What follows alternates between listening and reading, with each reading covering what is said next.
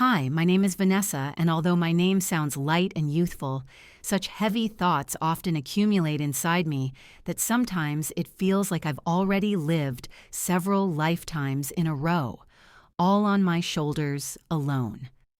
I'm 22. I recently graduated from college with a degree in design, and to be honest, I can't quite believe it happened. I spent most of my education on my own, working part-time, counting every penny, saving on small things, and finally, I reached my diploma as if through a thick fog in which every step was difficult, but still possible.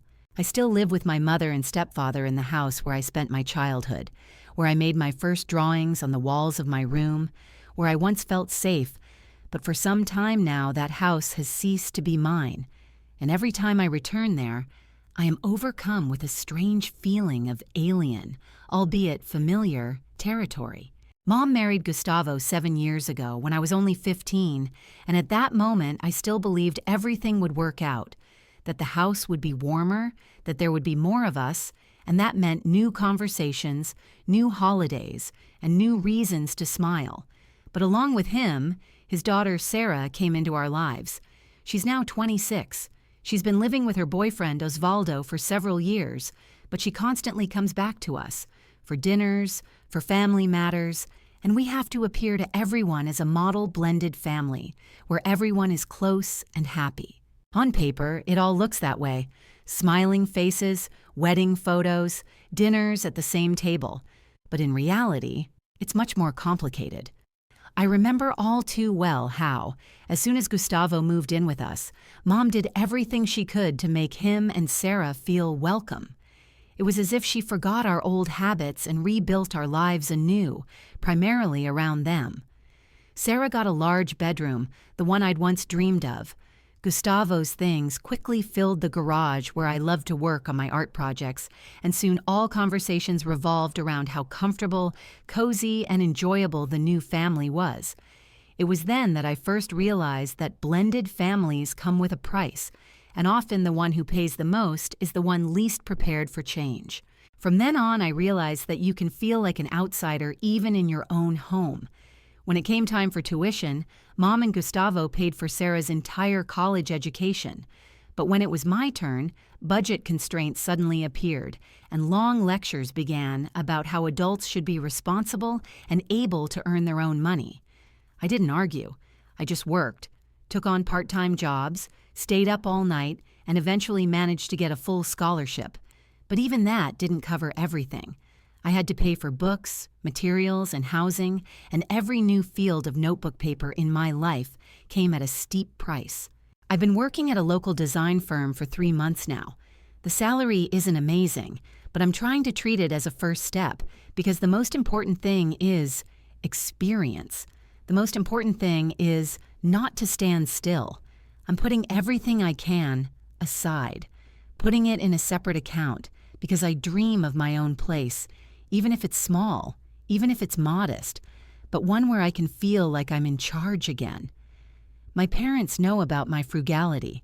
I told them myself, thinking they'd be proud that I don't waste money, that I'm thinking about the future, making plans. But instead of praise, I increasingly hear strange comments about how convenient it is to save money while living at home, as if I'm being cunning and taking advantage of them. Recently, my mother said with a smile that it must be nice to have no real obligations and still be able to keep my bank account topped up. And her words stung because I knew how much effort it takes to stay afloat. Gustavo, of course, couldn't resist adding, "When I was your age, I gave half my salary to my parents." And his reminiscing sounded like a reproach. Even though I share in the expenses, I give money for groceries and utilities. But apparently, that's not enough to be considered an adult. Lately, their innuendos have become increasingly direct, with comments about how the house is cramped, how everyone needs to spread their wings, how adults shouldn't live with their parents forever. I try to explain that I need time, that I'm saving up for the first month's rent, for a deposit, for furniture, that with my salary as a newbie designer, all this will drag on for a long time. But the more I talk, the more I feel like I'm being pushed toward the door. This evening, when I returned from work, I heard the voices of Sarah, Osvaldo, Mom, and Gustavo in the kitchen. They were clearly excited about something. The air was thick with high spirits, and through the half-open door I caught snatches of conversation. Amazing opportunity. Perfect timing. Once-in-a-lifetime experience. I assumed they were talking about Osvaldo's job, or perhaps a vacation, and went upstairs to change, wash the fatigue from my face, and regroup a little.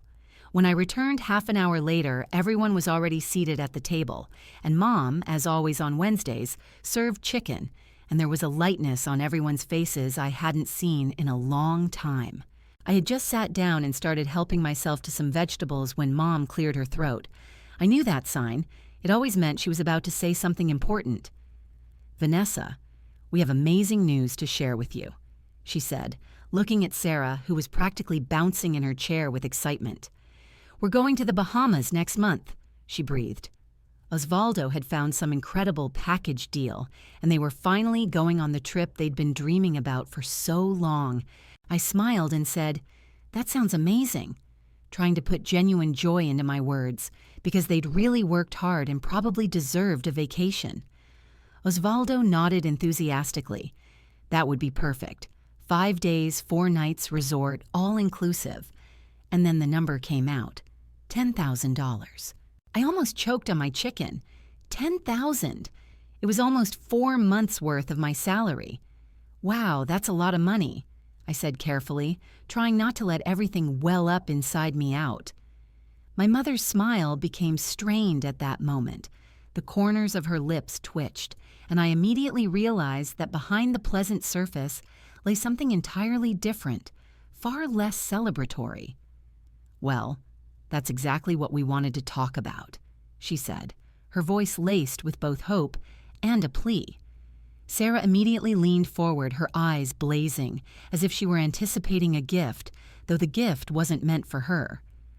"The problem is," she began, a little hastily, "we don't have that kind of savings yet, and you're saving money. We know that." I froze, staring at her as if the words had lost their meaning. "What?" I blurted out, and I felt a dull irritation rising within me. Mom hastened to soften the blow. "We thought, since we're a family, and it's customary for families to help each other, maybe you could give Sarah and Osvaldo some money for the trip. They'll definitely pay us back." The room fell silent, and it seemed as if even the air had stopped moving. The only sound was the steady tapping of Osvaldo's knife on his plate as he cut pieces of chicken, as if nothing special had happened. I glanced at the faces at the table. Mom was smiling encouragingly. Gustavo was watching me as if something important and great depended on my answer, and Sarah was beaming with hope and eager anticipation. "No," I said firmly, my voice wavering but not breaking. "I won't give you $10,000 for a vacation. That's money for serious things. It's my emergency fund, my future apartment, my only chance to break free and build my life." Gustavo's face immediately darkened, his lips pressed into a thin line. "Your future?" he repeated hoarsely. "What about your family? What about the support we've given you all these years?" I felt my voice rising, though I tried to speak calmly. "Support?" Sarah's tuition was fully paid, and I was pulling my own weight, working nights, scrimping on everything. I paid rent and groceries in this house while saving every penny, and for the first time in my life, I've managed to save something substantial, and you expect me to spend it all on your vacation? My mother retorted sharply. "This isn't just a vacation, it's their honeymoon. They've been together for 3 years and deserve something special." I threw up my hands and almost laughed in frustration. Deserved it? Then let them save up for themselves, just like I do. Are my goals somehow worse? Gustavo couldn't take it anymore and slammed his hand on the table so hard that the dishes rattled and nearly fell off the edges. "Ungrateful!" he shouted. "That's who you are. We gave you a roof, food, a home, and what do? You save up money when your sister needs help." I looked at my mother, expecting her to step between us, but she just nodded silently in time with his words, as if they were true. I pushed away the plate of half-eaten chicken, stood up, and silently walked to my room. As I climbed the stairs, I heard their whispers downstairs, quiet, angry, full of hurtful intonations, but I couldn't make out the words. Lying on my bed, I stared at the ceiling, my heart pounding so hard it felt like it was going to burst out. $10,000. They wanted me to just hand over $10,000, as if it were nothing, as if months of work, planning, and hardship were worthless, as if my dream of freedom and independence meant nothing at all. The next morning, the house was icy silent. No one said good morning. My mother, who was usually already bustling about the stove, making coffee, asking about my plans, seemed to have vanished this time. No breakfast, no casual conversation, just a cold silence. This mute wall lasted for a whole week. For 7 long days, I lived next to them, but it was as if I didn't exist.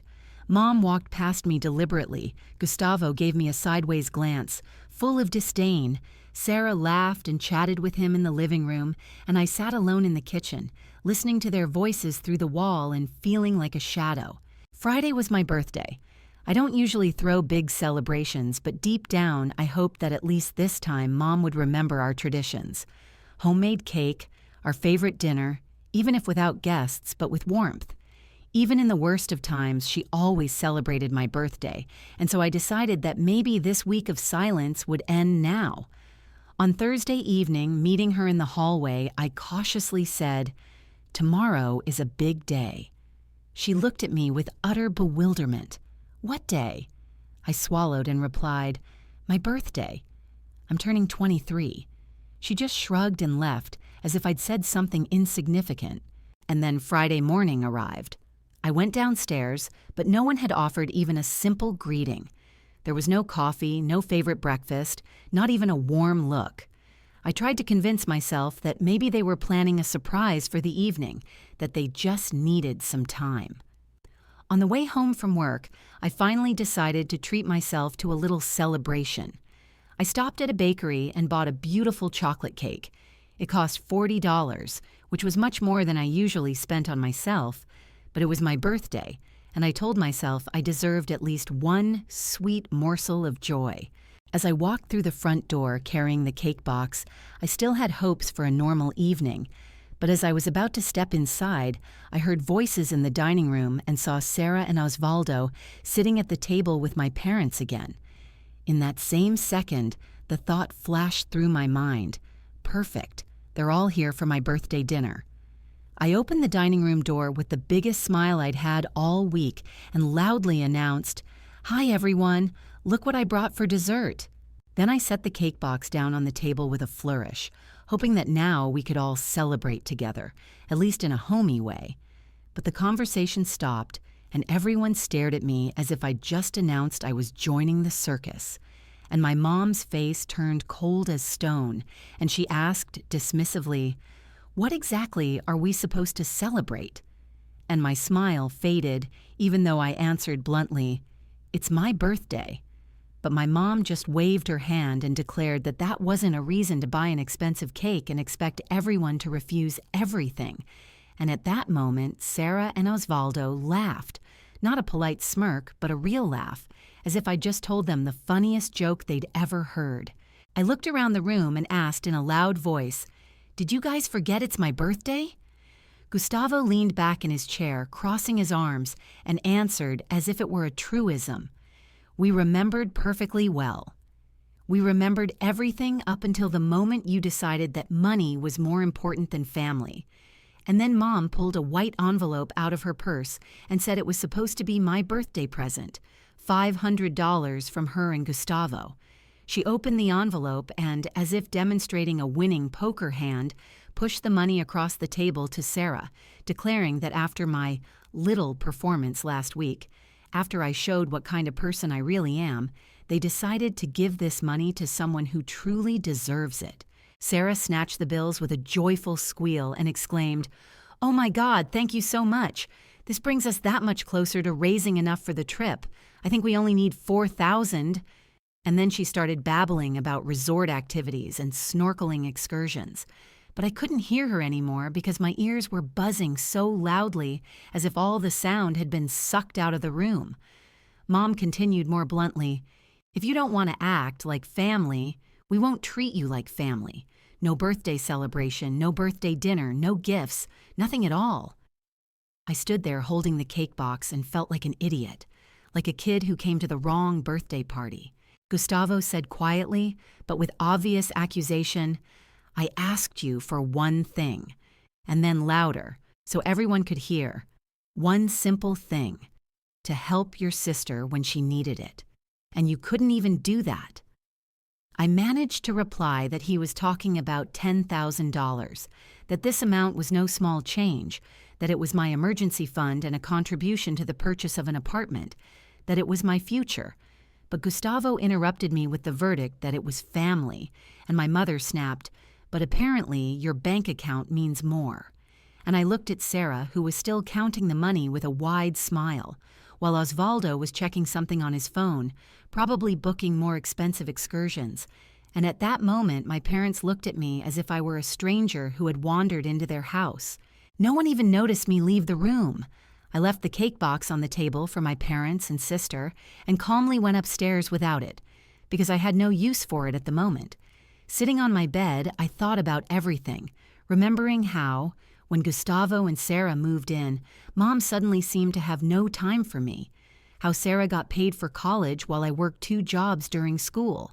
How every conversation in the house gradually turned to making the new family more comfortable, while I studied and tried to stay out of the way. I thought about my biological father, who left when I was 13, how Mom always called him a deadbeat and said he'd left us for another woman. She made me so angry at him that when he tried to keep in touch, I didn't even talk to him. He still sent child support and graduation cards, but I threw them away because Mom said he was just trying to ease his guilt, and maybe she was right in some ways. But sitting in my room with a birthday cake no one wanted to share with me, I suddenly realized I'd been alone for so long that even before tonight, even before the financial problems, I'd done everything myself, watching my mother bend over backwards for her new family, and that I was tired of being an outsider, tired of being treated as if I should be grateful for basic decency, tired of watching everyone else get what they want while I worked for crumbs. I spent the entire night packing, going through every shirt and notebook, packing brushes and paint cans as if I were packing my future into cardboard boxes. And when at midnight, tired and wide awake at the same time, I dialed Amy, whose voice always sounded like a refuge. I asked quietly, "Amy, can I stay with you for a while?" Until I find my own place. And without hesitation or questioning, as if she knew that sometimes the word leaving was enough, she answered, "Of course." And I merely whispered, "I'll tell you tomorrow. I just need to get out of here." On Sunday morning, my parents were still asleep, and acting almost automatically, I loaded my Honda Civic with all my books, bundles of canvases, and boxes of paper, as if the truck's bed could hold not only my belongings, but also everything I'd accumulated over years of study and work. I left no note, no goodbye, nothing that's usually called proper leaving, because leaving wasn't a decision for discussion, but for survival. And as the engine purred softly, I felt as if I was pulling the house along with me. Amy was waiting for me in her tiny one-bedroom apartment on the other side of town, and without asking questions or making any accusations, she made room for me on the couch. Over coffee and a piece of toast that morning, I told her everything about the 10 grand request, the birthday shame, how I felt like a stranger in my own home, and listening to her quietly sigh and repeat, "Oh God, Vanessa." I felt for the first time in weeks that my decision hadn't been crazy. My phone vibrated during dinner. A short, familiar message from my mother flashed on the screen. "Where are you?" And I stared at those words for a long time, like an imprint of the past, before dialing a simple, cold, "I moved out." A moment later, an even shorter and even colder reply came. "Okay, that's it. Just fine. Don't come home. Don't let us talk. Don't even ask if you're safe." And in these lines there was no alarm, no request to be heard, but only a dry acknowledgement of departure, as if I were a guest who was told that he had abused his hospitality and could now leave. 2 weeks later, I found a small studio 20 minutes from work, a room with a tiny kitchen and bathroom that could have been called a closet. But it had its own key, and the feeling of closing the door and knowing that this was yours was worth more than I could measure in rent, even though it ate up almost half of a newbie designer's salary. The first year was hard. I worked long hours, ate instant noodles, and bought furniture at thrift stores. But for the first time in months, I slept in a silence that didn't require me to constantly adapt to someone else's demands. And that was freedom, albeit a high price. It was as if my relatives had conspired to remain silent. No one called. I wasn't invited to anything. Christmas passed without a single call from my mother. My birthday also flew by without a greeting. And when a couple of aunts did call during the holidays with the standard question, "Why aren't you at Mom's?" I answered that it was a family matter, not wanting to delve into the bitter details of Mom choosing her stepdaughter's vacation over her daughter's dinner. Sometimes the very thought of it seemed incredible, almost unreal, but I refused to engage in explanations because words were hard to heal what actions had shattered. Just when I thought my paths with the past had finally crossed, the phone rang, and an unfamiliar number suddenly appeared on the display. I almost refused to answer the phone because my mother had accused him of abandoning us for years, but something in my chest told me, "What do you have to lose?" And I took a breath, pressed answer, and heard a voice that didn't sound like an ex, just older. "Vanessa, this is your father." And 8 years of silence suddenly turned into a cautious invitation. We met in a coffee shop downtown, and I barely recognized him. Gray hair, wrinkles, but his eyes were the same ones that promised protection in childhood. He ordered coffee for both of us, and we sat down opposite each other, not as relatives, not as enemies, but as people after a long pause when you need to explain to yourself what happened. "Forgive me," he began immediately, and his words contained no justification, but a confession. For leaving, for not fighting, for believing my mother's words when it was easier for her to say I didn't want anything to do with him than to fight for us. He told me he was divorced, that he never wanted to leave, that he tried to keep in touch, sent cards and money, but never received a reply. And most likely, my warm, firm words in my youth had done their job. I threw them away because my mother said they were false compassion, and he admitted that he had apologized many times, that he had followed my graduation online because he was forbidden to come. And all this time, there was a hope in his words that maybe now that I had left, we could try everything again. We talked for 3 hours, and the more he talked about his new life, about Lisa, who he said was kind and gentle, about his home and work, the clearer it became that this wasn't just a past wound, but also a man willing to admit his mistakes. As we left the coffee shop, he took my hand and said quietly, almost in a whisper, "I want to be in your life again, if you let me." I know there's still a lot to fix. His words, simple and heavy, felt like a promise that would take time, but which now, in my small space where I was learning to trust myself again, sounded less like a threat and more like the beginning of a possible reconciliation. I surprised myself when I agreed, I thought later, recalling that first evening when my father invited me over and I first met Lisa.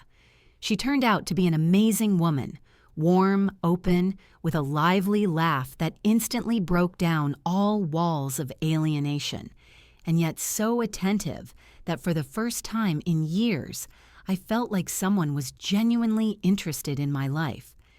Lisa asked about my work, remembered the names of my friends, and repeated what I'd told her before, as if every word mattered.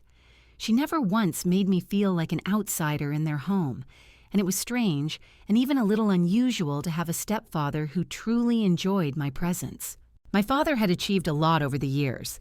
He owned his own construction company and lived in a beautiful house on the other side of town. And every time I visited, he would enthusiastically show me the latest project he was working on, asking my opinion on the design, and in his eyes I saw a pride so unusual after all those years living in my mother's house. When I turned 26, they threw a surprise party. It wasn't fancy. A few of my dad's friends, Lisa's sister, a couple of neighbors, but it was all for me. The cake had my name on it, the balloons were in my favorite colors, and this attention to detail touched me more than I cared to admit. And then my father handed me an envelope. I expected a gift card or money, but inside were keys. "It's small," he said quickly, as if he were afraid I'd think the gift was too modest. "It's only 2 bedrooms, but the neighborhood is nice and the mortgage is long paid off. I thought maybe you wanted to stop wasting money on rent."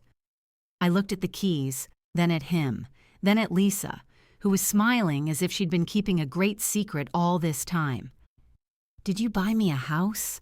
I asked, and my father only replied softly, "You're my daughter. You deserve to have something of your own." I couldn't hold back my tears.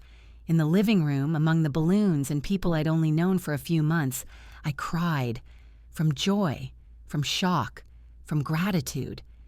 I couldn't remember the last time someone had done something so selfless for me, just to make me happy. The house was perfect, small but cozy, with a tiny courtyard and huge windows that let in a generous amount of light. I spent weeks repainting the walls, choosing furniture, real this time, not the worn-out kind. And for the first time in a long time, I felt like I was building my life from scratch. A month later, I posted a photo of myself standing in front of my new house, keys in hand with the caption, "So grateful to have my own place now." Friends' comments were full of joy, the likes were multiplying, and it all felt like confirmation that I'd finally broken free. But as I was unpacking boxes in the kitchen, my phone rang, and a name I hadn't seen in 3 years appeared on the screen. Mom. My first thought was to hang up, but I answered. "Vanessa, honey." Her voice was sweet and soft, as if we spoke every day. "I saw your picture. The house is beautiful.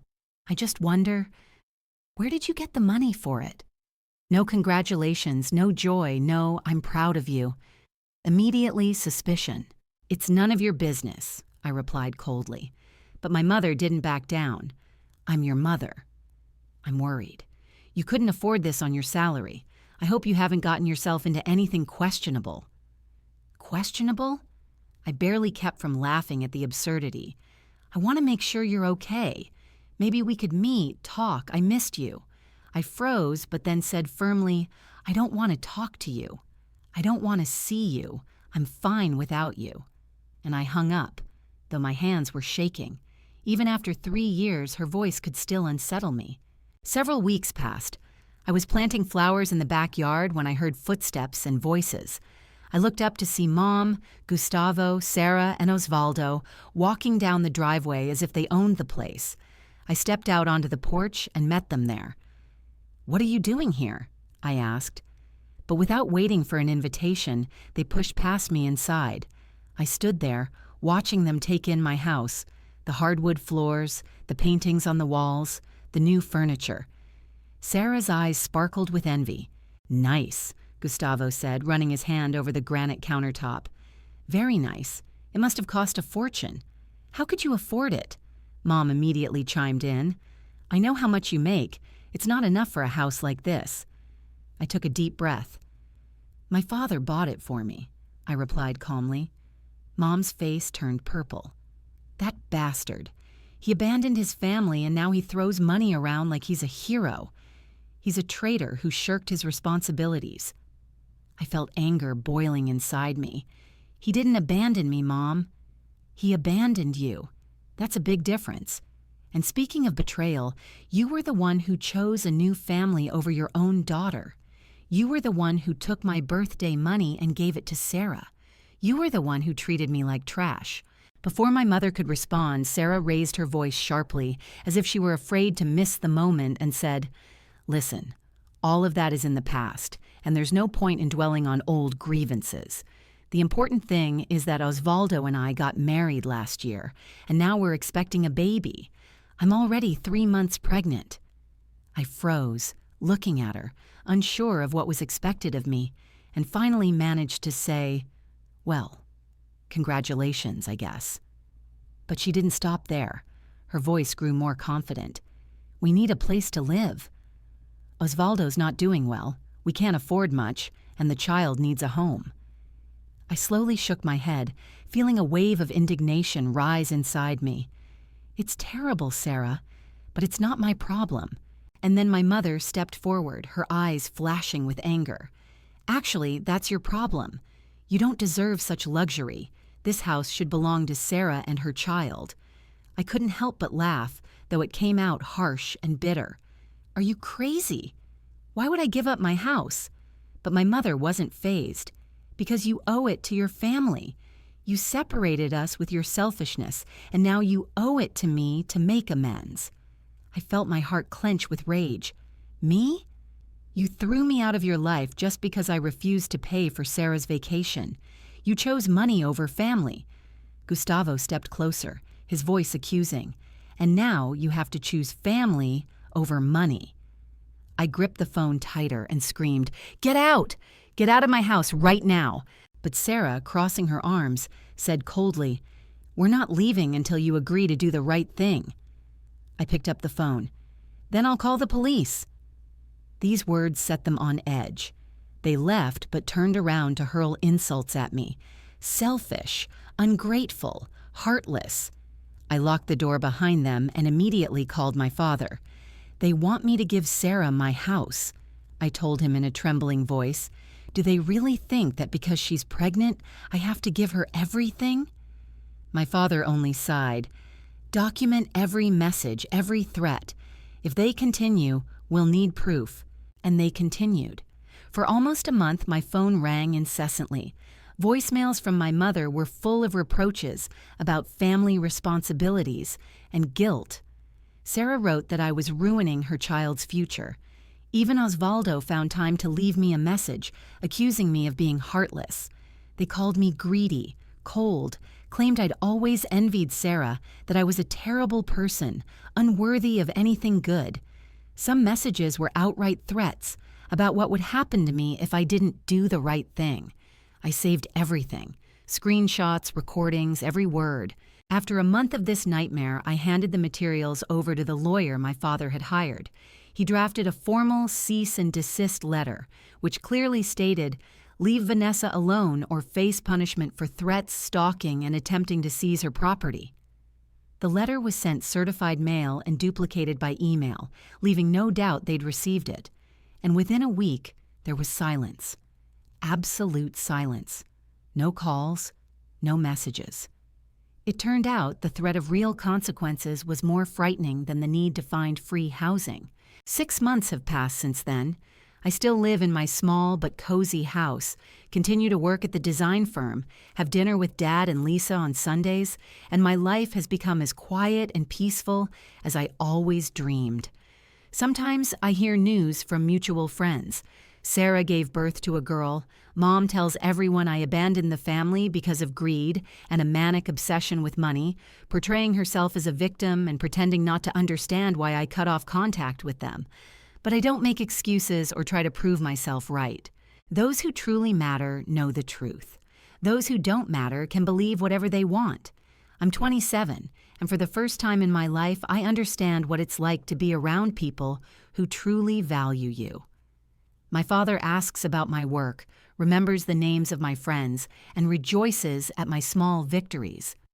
Lisa sends me recipes, funny pictures, and calls just to tell me something nice. They treat me as if I've always been a part of their lives, and that feeling is incomparable. Sometimes I wonder, what would have happened if I'd given Sarah that money back then, as they demanded? I'd probably still be living in my childhood bedroom, accustomed to being the odd one out, watching everyone else get what they want, while I'd have nothing. But I didn't give in. I chose myself, and it turned out to be the best decision of my life.